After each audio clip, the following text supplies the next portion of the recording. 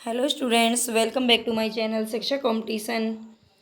और आज जैसा कि मैंने आपसे कहा था कि हमारा जो नेक्स्ट वीडियो होगा वो है यूजीसी नेट जो री एग्ज़ाम होने वाला है, उसके लिए हम जो पेपर फर्स्ट होगा उसके 10 यूनिट्स पर बात करेंगे। लेकिन इसके लिए आपको मुझे सपोर्ट करना होगा। सब्सक्राइब करें चैनल को और प्लीज़ लाइक करें। धमकी नहीं दे रही हूँ, बस आपसे रिक्वेस्ट कर रही हूँ, समझा रही हूँ कि प्लीज़ हम जो इतनी मेहनत करते हैं तो थोड़ा सा इसको समझें।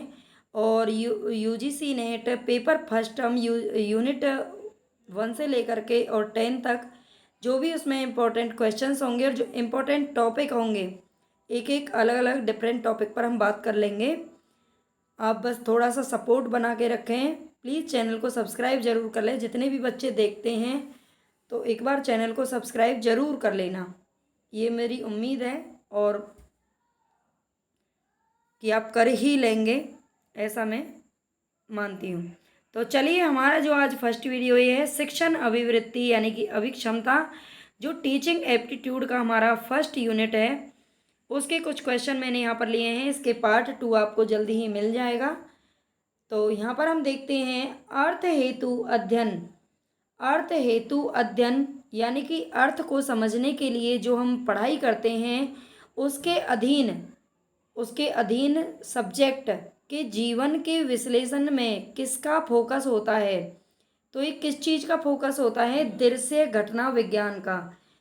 दृश्य घटना विज्ञान का वहाँ पर क्या होता है? फोकस होता है। अगर हमें कोई चीज़ अर्थ समझना है किसी चीज़ का, तो आप एक चीज़ मान के चलिए, जब हम पढ़ाई करते हैं और हमें किसी का अर्थ समझना है तो हम उस चीज़ का किसी ना किसी ऐसी घटना से उसको जोड़ करके पढ़ते हैं जो हमारी देखी हुई या अनुभव की हुई होती है ना। तो इसका मतलब है दृश्य घटना विज्ञान का वहाँ पर क्या होता है?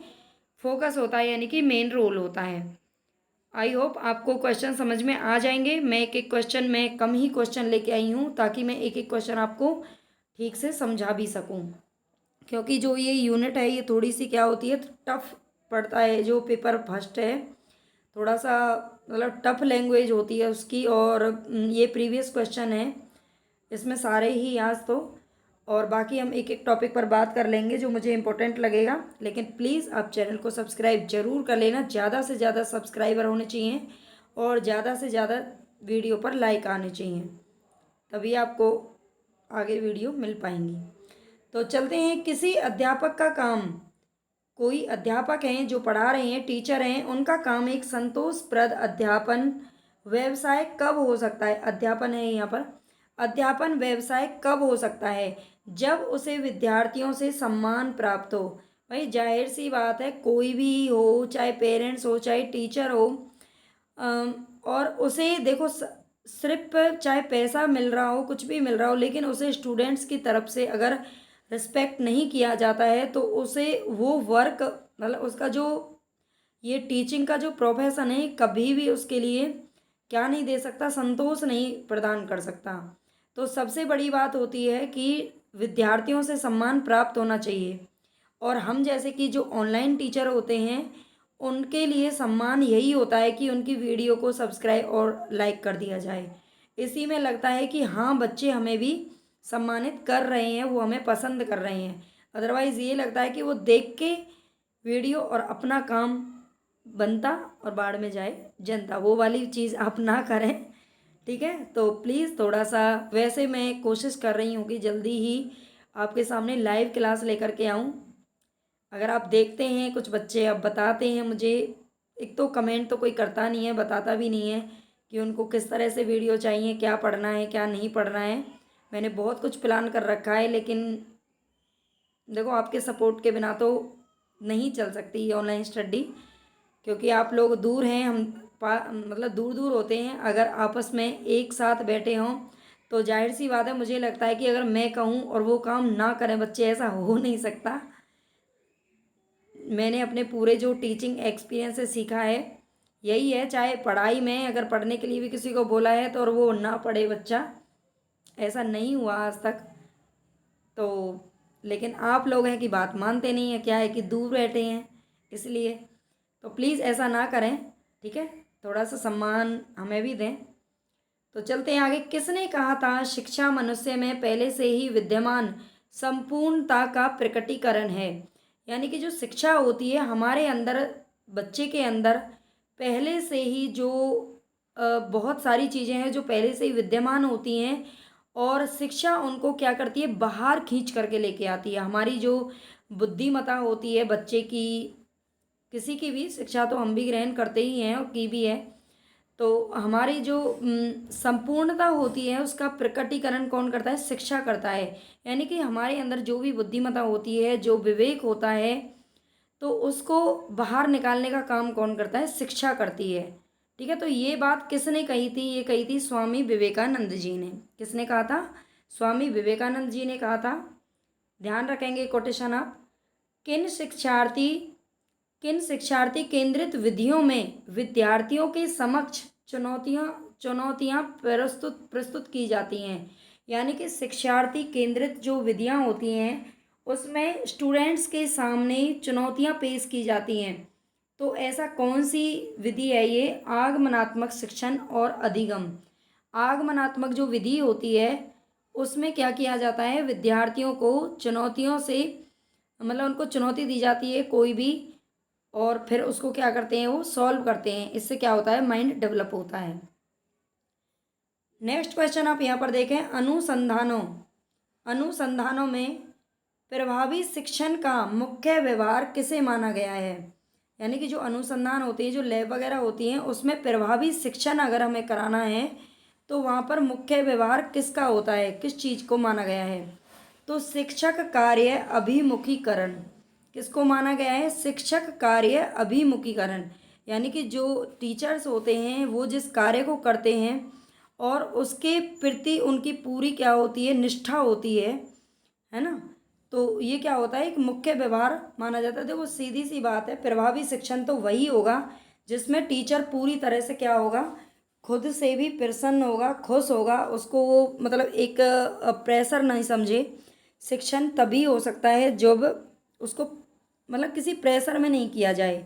कोई भी टीचर है उसका मतलब दिमाग खराब है, या वो अंदर से मोटिवेट नहीं है, या सिर्फ एक मतलब प्रोफेशन समझ के वो टीचिंग कर रहा है, तो वो कभी भी बच्चों को वो शिक्षा नहीं दे सकता, वो कभी भी उनके लिए आइडल पेश नहीं हो सकता।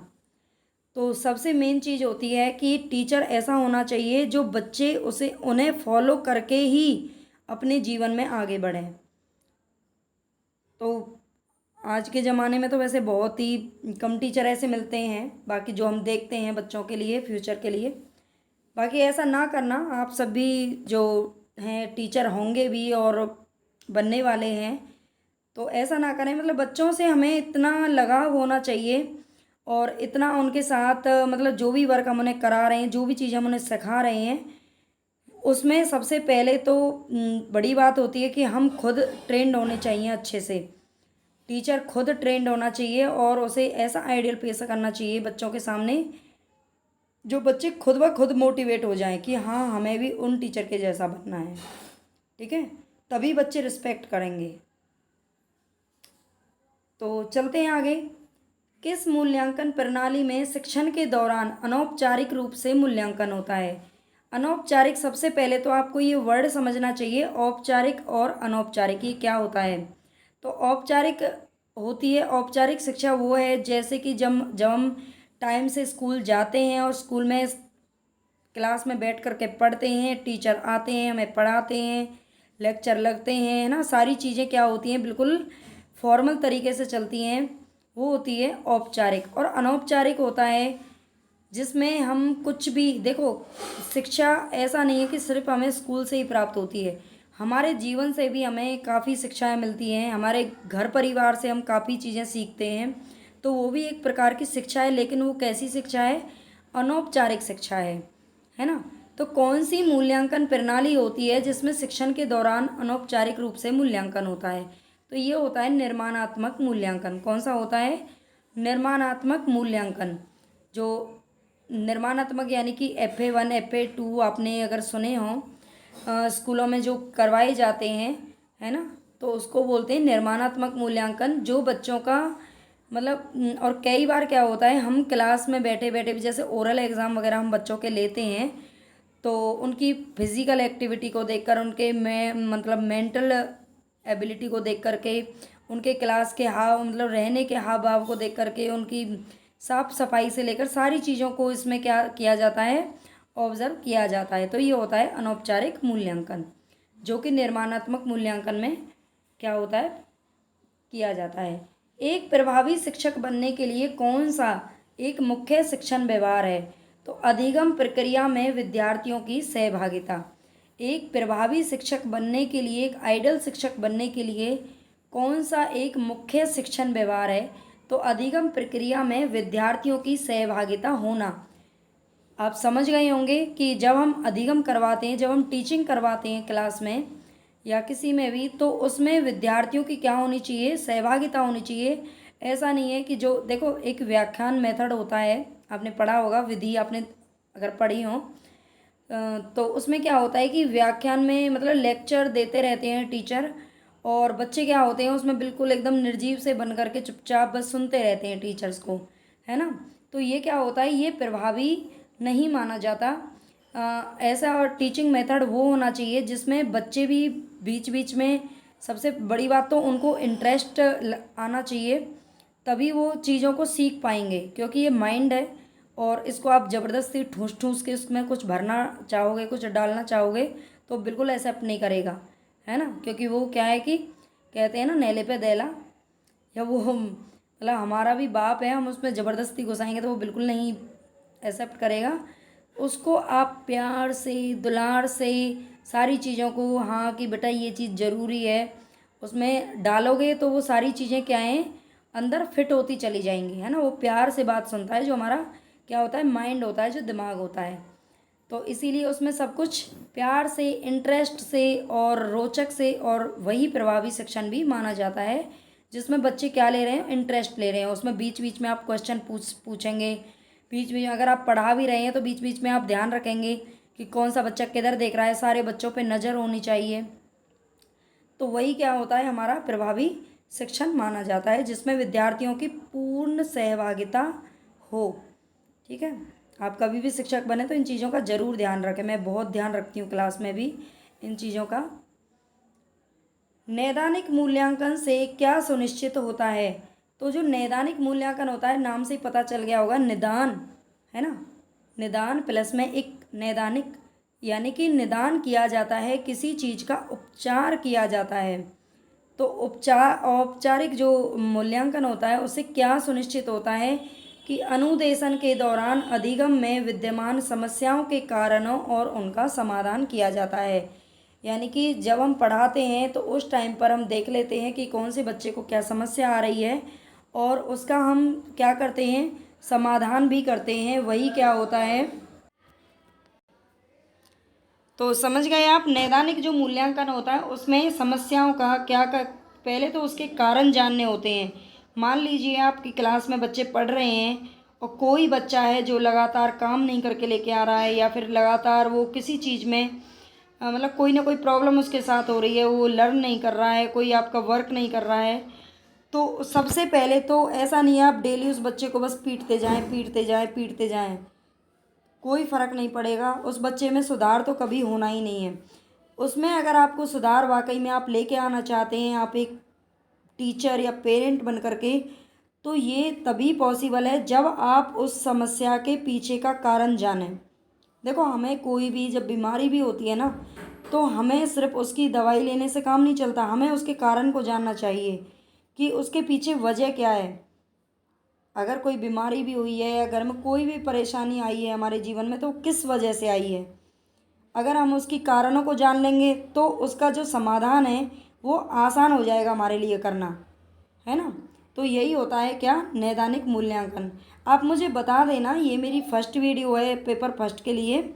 आप बता देना अगर आपको टाइम लग रहा है, आपको सीधा क्वेश्चन पढ़ना है, समझना नहीं है, या इसी तरह से समझना है, या आपको वीडियो पसंद आती है, नहीं आती है, आप किस तरह से क्वेश्चन चाहते हैं। अगर आप MCQ फॉर्म में चाहते हैं तो वो भी मैं लेके आऊँगी, लेकिन उसमें मेहनत थोड़ी ज़्यादा लगती है। और मेहनत की भी बात नहीं है, अगर आप सपोर्ट करेंगे तो मेहनत भी कर लेंगे, लेकिन आपको इसके लिए चैनल को ज़्यादा से ज़्यादा सब्सक्राइब और शेयर करना पड़ेगा। ठीक है। मेरी ये भाई ऐसा नहीं है कि हम मेहनत करें और आप कुछ भी ना करें, तो मेहनत दोनों तरफ से होनी चाहिए। जैसे बच्चा और जो टीचर होता है ना, टीचर और स्टूडेंट्स तभी दोनों सफल होते हैं जब दोनों एक दूसरे की क्या करते हैं, हेल्प करते हैं। ऐसा नहीं है कि एक अपनी तरफ से मेहनत करता चले जाए और दूसरा ऐसे सक्सेस भी नहीं मिलती है ना। तो एक टीचर की बात है, ज़रा नोट कर लेना, ध्यान रखना। मैं भी हमेशा कभी भी पढ़ती थी तो हर वीडियो को पहले लाइक करती और चैनल को सब्सक्राइब कर लेती, चाहे वो मेरे काम की है या नहीं है। क्यों? क्योंकि मुझे लगता है कि हम किसी को कुछ देंगे तभी तो हमें कुछ मिलेगा, और वाकई में जीवन में बहुत कुछ मिलता भी है इससे। तो प्लीज़ सब्सक्राइब ज़रूर कर लेना आज चैनल को। तो चलते हैं नेक्स्ट। एक अनुदेशनात्मक सॉफ्टवेयर का उदाहरण कौन सा है? तो ये है रेडियो वार्ता, जो कि अनुदेशनात्मक सॉफ्टवेयर का उदाहरण है। रेडियो वार्ता किस शिक्षण सहायक से पठन, श्रवण और उच्चारण जैसे कौशल में अभिवृद्धि होती है? तो कौन सा शिक्षण सहायक होता है? श्रव्य भाषिक शिक्षण सहायक सामग्री। पठन, श्रवण और उच्चारण तीनों के कौशल में वृद्धि होती है। किससे होती है? श्रव्य से, भाषिक से और श्रव्य और भाषिक जो शिक्षण सहायक सामग्री हमारे लिए होती हैं, उनसे अगर हम हेल्प करते हैं तो हमारे इसमें क्या होती है, इन कौशल में वृद्धि होती है। बहुल बुद्धि सिद्धांत का विकास किसने किया था? तो ये हावर्ड गार्डनर ने दिया था। बहुबुद्धि सिद्धांत का विकास किसने किया? तो ये हावर्ड गार्डनर ने किया था।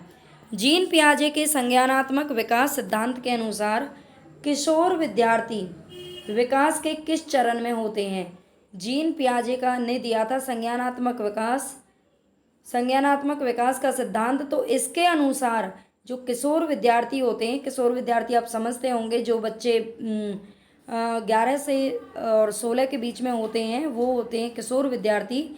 तो विकास के किस चरण में होते हैं? औपचारिक संक्रियात्मक चरण में होते हैं। ठीक है, इन्होंने 4 चरण बताए थे संज्ञानात्मक विकास के। तो इसमें जो औपचारिक संक्रियात्मक चरण है, उसमें ये किशोर विद्यार्थी विकास आता है।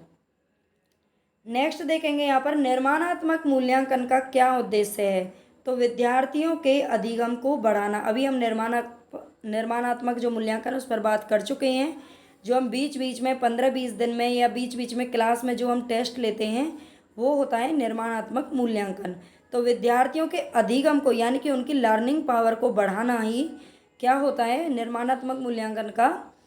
देखो, आप सीधी सीधी बात है, अगर पूरे साल में एक ही बार बच्चों के एग्ज़ाम कराओगे तो वो बच्चा बिल्कुल निष्क्रिय हो जाएगा।